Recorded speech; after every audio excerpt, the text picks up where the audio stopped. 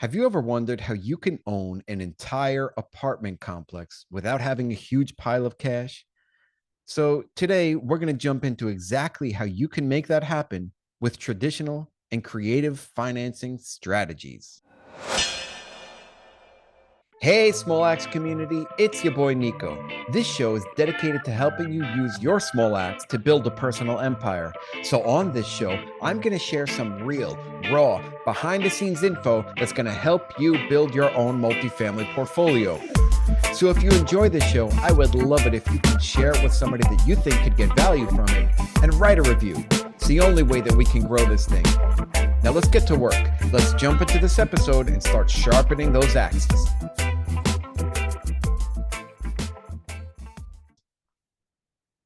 All right. So if you are anything like me and my friends and my network of people, you have probably driven by apartment buildings before and been like, who the heck owns these things? Well, you'd be surprised to learn that you can own an apartment building too if you have not already thought of it. But a lot of us get stuck. We get caught. We get held up at a point where we feel like just not knowing how to make it happen. That's where today's episode comes in. So, today I'm going to talk a little bit about how you can buy a multifamily apartment building, an apartment complex, okay? Either yourself or with friends, partners, and other people. So, we have the traditional route. Let's start there. Number one is going to be the traditional financing options, meaning a conventional loan. You can go get a loan to buy an apartment building. These are typically going to be commercial loans. If you're going at least 5 to 10 units, at least 5 units, that's going to be a commercial loan. And that's possible. Sometimes you can do a residential loan depending on how the apartment complex is structured. Maybe there are a bunch of fourplexes that you're buying together. You can sometimes get away with a residential loan, but typically a commercial loan for 5 units and more is what you're going to go for if you go to a bank. And there are plenty of options and banks out there that have traditional loans, commercial loans for apartment buildings. And the rates and the terms are comparable, I guess, to residential, but typically better. And the higher you go or the bigger loan amount you go, the better rate you're going to get and the better terms you're going to get.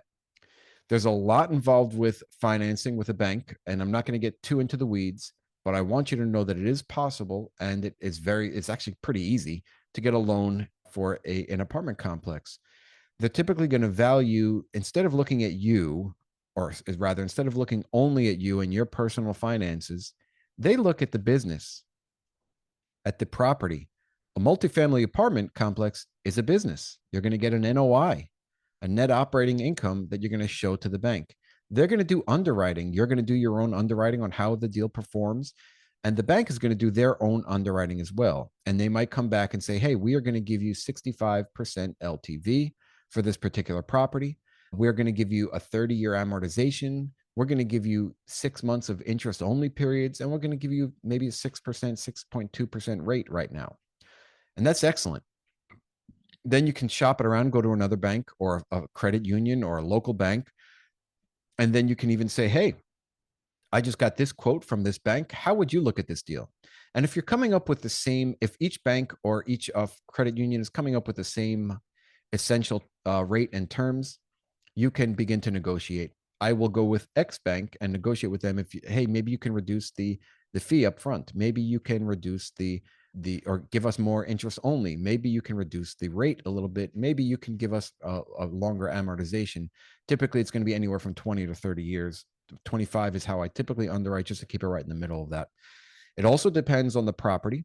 It depends on the location. It depends on the quality of the property, how distressed it is, or maybe it's turnkey. So all of these things factor in and matter.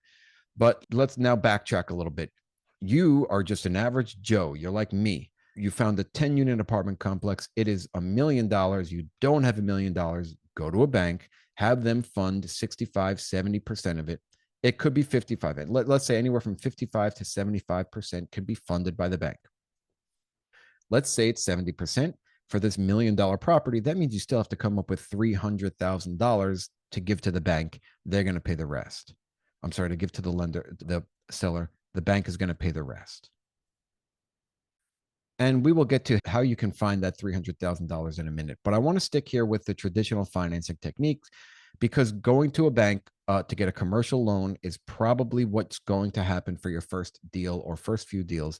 It is unlikely that you're going to structure anything creative at this point because of your lack of experience or way to approach a seller. And maybe a seller's not willing to sell to you, or maybe they are. I don't want to put it out there, but it's not necessarily going to be everybody's first method. So we are going to assume right now that your first way of getting your first $1 million property is by going to a bank. Now, another solution, if the banks are not taking it, or you can't find a great rate on a bank, as long as the loan amount is going to be $1 million or more, you can probably qualify for Fannie or Freddie financing, agency financing, which typically has better terms and better rates.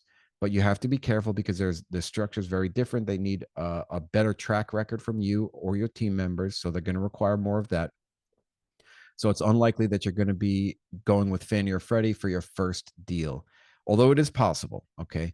But your first deal, you're probably going to go to a local bank or a credit union that is nearby, knows the neighborhood, knows the area, and is willing to lend on the exact type of asset that you are looking at. There's also stricter criteria for underwriting for these Fannie Freddie loans, as they underwrite the property in a specific way. They also check in and make sure that you are managing the property properly and upholding a certain standard, and their prepayment penalties could be more severe with defeasance and prepayment penalties on a Fannie Freddie loan rather than a traditional bank. You can negotiate a step down. It could be 3-3-2-1. It could be 3-3-2-1. It could be 3-3-2-1-1, meaning a 3% prepayment penalty if you pay that loan off within the first year, et cetera. So there are different ways to look at these different banks and different financing options, but just go in there, try to get a few quotes from a few different banks and begin negotiating with those lenders to try to get the best rate. Now, it comes down to you still need the $300,000. All right. So, how are you going to get that $300,000 to purchase this $1 million property? Okay. A few ways. Number one, you have it in your bank. You have $300,000. You put that down and you're done. Most people don't have it, or many people don't have it. Now, if you don't have it, you can get a partner or partners that can pool the money together. It could be a joint venture. You have three partners with $100,000 each that come in, and you're all now partners on this deal. There's your $300,000.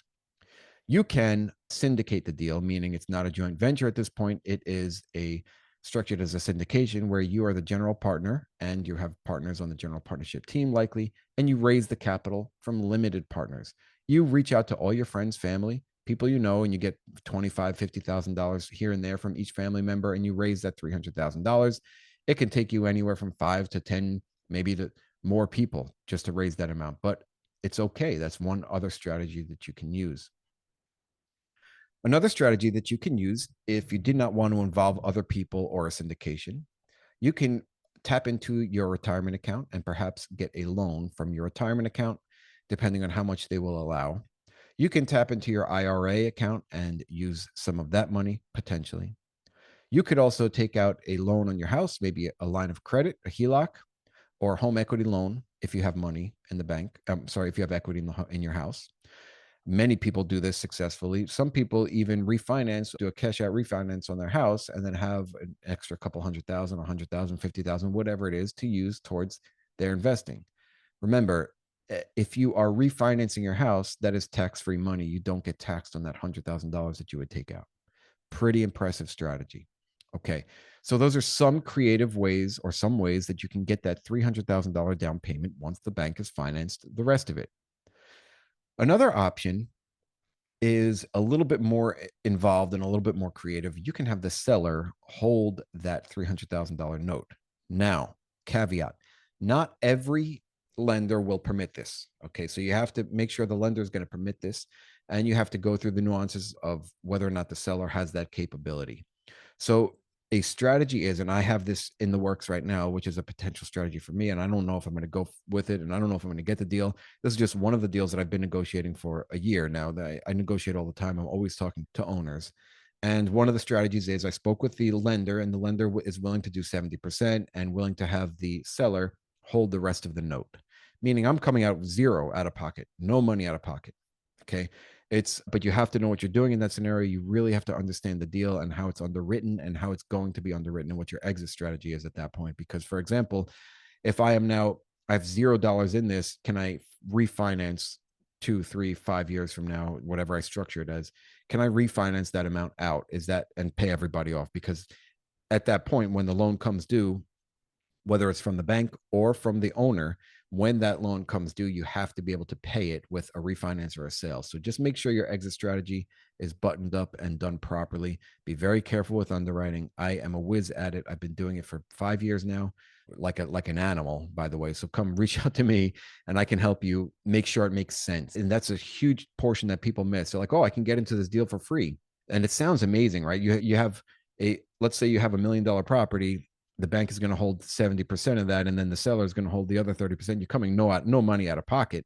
It sounds incredible, but you have to make sure it's going to either cash flow. It's going to both cash flow for enough to pay the bank, enough to pay the seller's note, as well as then it has to refinance out. Very high level stuff here. So if you're unsure about it, just let me know. So let's recap traditional financing. You go to a bank. This is probably what you're going to do for your first few deals. You go to a bank to build up a track record.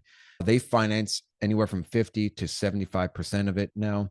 You can get a 20 to 30 amortization, maybe a 5-year balloon, maybe a step down or prepayment penalty of 321.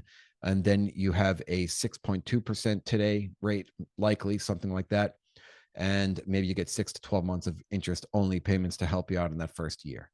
Okay. Now you have that 30% that you need to fill. So you need $300,000. You can go to your friends, your family, do a syndication. You can go to friends and family and do a joint venture partnership. You can tap into your retirement accounts to get that down payment. You tap into your house's equity to get that down payment, or you could use the seller if they're willing to hold the note and if it makes sense to get that down payment. Boom, there we go. Now, another solution is, instead of going to a bank, because you might not the property might not qualify for a bank loan, which is very possible if it's severely distressed, meaning low occupancy, not showing much income, the NOI looks terrible, a bank doesn't want to touch it, maybe there's a lot of deferred maintenance and things that need to be done. You can do seller financing or other creative strategies. Now, if you have not read the book Creative Cash by Bill Ham, buy that book. It is on Audible, as you can you can listen to it, or you can buy the hard copy on Amazon. Check it out. Bill Ham is a stud and a star. He did his first 400 units without ever stepping foot into a bank. Incredible book to help you structure your own creative finance options. I've only done one of these deals, by the way, so I'm not a pro, but I do love it. And here is what some creative financing techniques. We'll start with seller financing. Okay. You found your $1 million property. You take it to 5 banks. None of the local banks, none of the local federal credit unions want to touch it. Nobody's going to finance it. You reach out to the owner, say, hey man, I can't get a loan on this. What can I do? And the owner says, well, I don't have any debt on it. I'm willing to hold the note for you if you're willing to pay my purchase price. That's when you begin negotiations. Now, there is the world is yours, right? With seller financing, it's not limited to the way the bank is going to look at the deal. It's not limited to how it underwrites with the deal, how it performs. It's not limited, and that's what's wonderful about creative financing, seller financing. You can have the seller be the bank.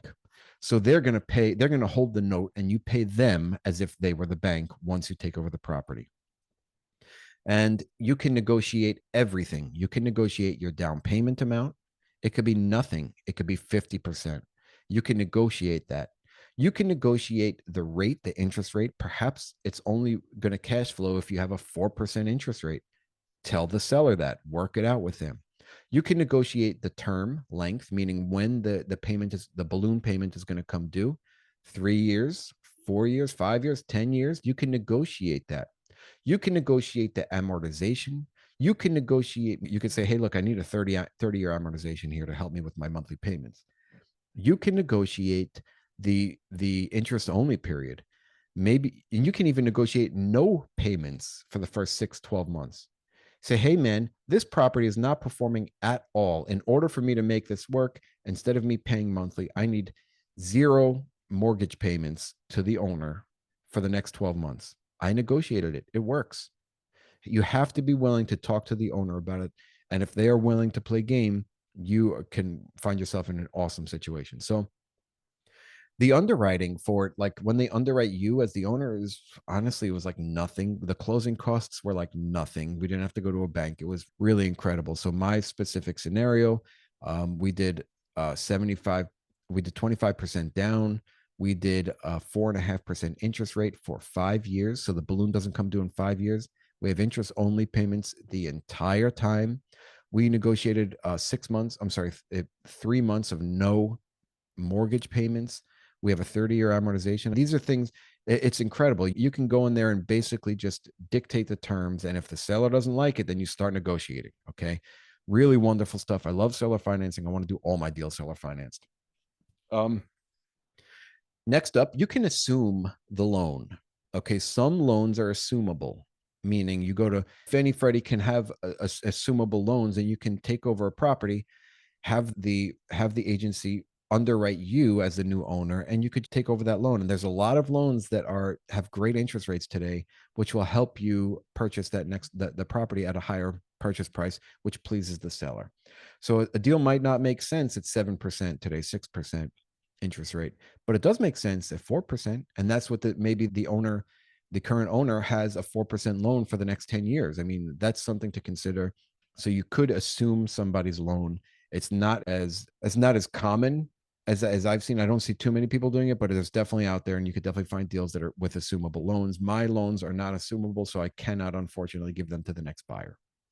You could do a master lease agreement. So for creative financing today, we're just talking about seller financing, assuming a loan, and master lease option. So the master lease option is where you essentially take over the property. You don't transfer the title until you actually buy the property. So you're taking over the operations, you're leasing the property, essentially paying the owner a certain amount of money, maybe to cover their expenses and to cover their loan, the current loan that they have, and then you profit the rest, or take the rest of the profits and pocket the rest, or you take the rest of the profits and you put it back into the property to get it up to speed so that you can go to a bank and get it financed and then buy the seller out. It's a little tricky. Just make sure you have the contracts written correctly by an attorney so that you can't get screwed here. Bill Ham, again, if you read his book, he's gotten screwed. So he knows people that have gotten screwed with master lease options, but it is also a great way to get into a deal. Okay. There's one thing you need to be worried about, though, with the master lease option is that if a bank finds out that you are now the new owner and you're doing a master lease agreement where you took over and the title hasn't transferred yet, they have what's called a due on sale clause where they can call the loan due, and then the loan would be due that day. So let's say you have a $500,000 loan or something, and you took over the operations of this property, and you're planning to just refinance it in a year after you stabilize it, and the bank finds out about this, they can have the due on sale clause take effect, and then you owe that $500,000 that day. So just be careful. It's a little bit more risky. That's why I prefer seller financing over the master lease agreement. Um, anyway, so now we got two techniques. You're going to a traditional bank, and then you're going to find the rest of the money, the down payment, through the ways we discussed earlier. Or you can have just straight up creative financing. You don't need to go to a bank. Okay. You can either do seller financing, have the seller be the bank. You can assume their loan that's already existing, or you could do a master lease agreement where you take over the operations. Now, the final way, oh, sorry, not the final way. Another way we could talk about is just raising capital through syndication. So this is what we discussed earlier, where you still have a bank, or you assume the loan, or you have seller financing to hold the note, right? So you have somebody taking care of 50 to 75% of the loan, right? So that's taken care of. And then you syndicate or raise capital for the rest. You can also raise capital for the entire amount. There's a strategy to do that as well, with different structures of equity in there. So you can have preferred equity, you can have different classes of limited partners that get different types of returns. That's for a whole other podcast, but we're not going to get into that today. But that is one way to structure it. You could buy the entire property with raising capital as a syndication without going to a bank as well, although many deals don't pencil out or work that way. Make sure when you're doing a syndication that you do it properly. You have a proper syndication attorney draft up all the documents that you need. And if you have never done it before, I recommend doing it with somebody that has done it before. All right. And we could talk about joint ventures and partnerships. You can have a joint venture is basically where you just partner with multiple people, and it is not a syndication. meaning that the partners that you partner with are also active investors in the deal, and they have to have an active role. And if they don't have an active role, then you got to be careful. It probably should be structured as a syndication. Some things you need to consider when you're doing a joint venture is how well you know the people that you're going to be partnering with. It is crucial that you know them, that your values align, that your goals align, because you're about to get married to them for at least a few years. You have to know who you're getting involved with. So if you're going the joint venture route, make sure it is somebody that is on the same path as you, that you have worked with or known for a while. You know the ins and outs of them, their family, what they value, what their goals are, etc. You have to be aligned, because a failed partnership will mean a failed project. So be careful with that. But you can also have equity and debt partners. So the difference between equity and debt partners is who shares the risk, who has first right to get paid, et cetera. And I'm not going to get into that today, but you can structure when you're doing a joint venture or a syndication or just getting capital from people. There's so many ways to structure it. You can pay somebody, let's say they can get a preferred return or just a preferred return of 10%, let's say, as a certain investor in the deal. And that 10% they're guaranteed that 10%, kind of like a bank. It's not guaranteed, but you're going to in the equity stack, they're going to sit on top of other debt.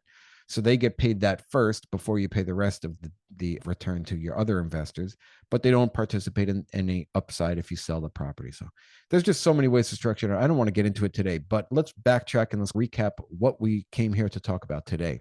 So you can go out there, you can buy an apartment building. You can do it. You can do it today. As long as you know what you're buying, you know how to underwrite the property, you found the deal, you're on that path. You've been doing this for 6 months, maybe a year, you're ready to buy your apartment building. You go out there, you go to all the community banks, local lenders, and you try to buy that first $1 million property. You figure out how much they're going to give you, and then you figure out how you're going to get the down payment if you don't have it yourself, which could be on the $1 million property, it could be $300,000, okay? You're going to go to either your friends and family and raise it through a syndication, have them be limited partners and go $25,000, $50,000 per person. You're going to go to partners that you want to work with actively. That's a joint venture to get the rest of the money. You can find equity somewhere else. That's a way to get money. You can pull money from your retirement account, maybe an IRA, SDIRA, maybe a 401k. It's got to be a solo 401k.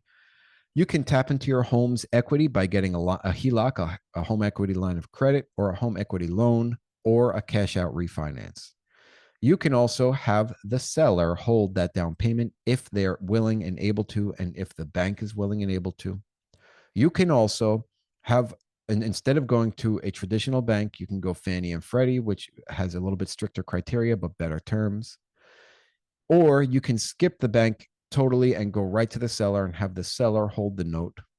You can have, that's called a seller financing, or you can do a master lease option with the seller where the seller agrees and you have an agreement to you take over the operations until the property is performing where it needs to be and it's stabilized, and then you can refinance them out by going to a traditional lender.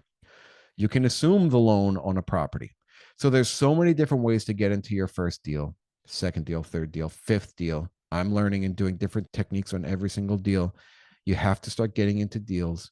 And the way to do it is to be open-minded, to take action, to know what you're getting into, find the right partners, and take the deal down. And guess what? I'm here to help because I love you. All right, and that's a wrap, Small Axe community. So I wanted to take a minute to say thank you so much for listening to the show. And if you liked it or got any value from it, it would really mean the world to me if you would share it with someone else and write a review. Remember, guys, keep sharpening those axes. Let's get out there. Let's crush it. Love you guys.